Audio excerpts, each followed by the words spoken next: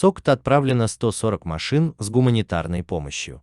Машины доставили в область 900 тонн продуктов питания и медикаментов для медработников и больных.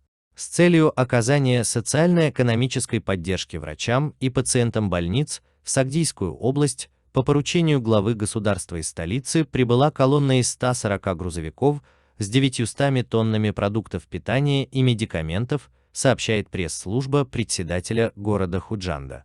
Помощь на общую сумму около 6,5 миллиона сомани предназначена для всех медицинских работников и больных инфекционными заболеваниями и коронавирусом в 18 городах и районах области и отправлена по распоряжению главы государства.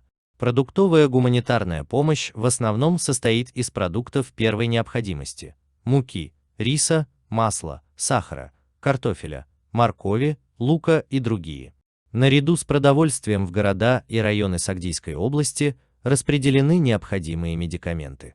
Помимо лекарств, врачам областных больниц отправлены защитные медицинские костюмы, маски, перчатки, СИС, антисептики и другие.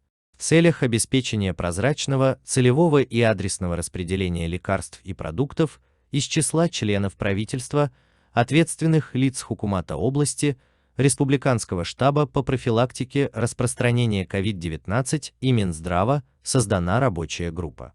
Между тем, глава СОГДа Раджабай Ахмадзода распорядился направить на двухнедельный карантин всех медработников области, которые первыми начали лечение больных с диагнозом коронавирусной инфекции.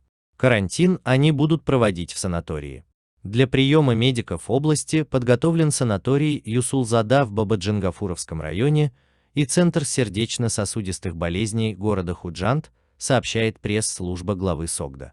Для приема, реабилитации, питания и лечения, если понадобится, медиков деньги будут выделены из бюджета области.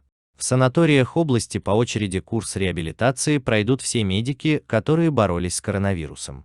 По сообщению пресс-центра, в субботу 16 мая из больниц области выписаны 55 граждан, которые выздоровели от коронавирусной инфекции.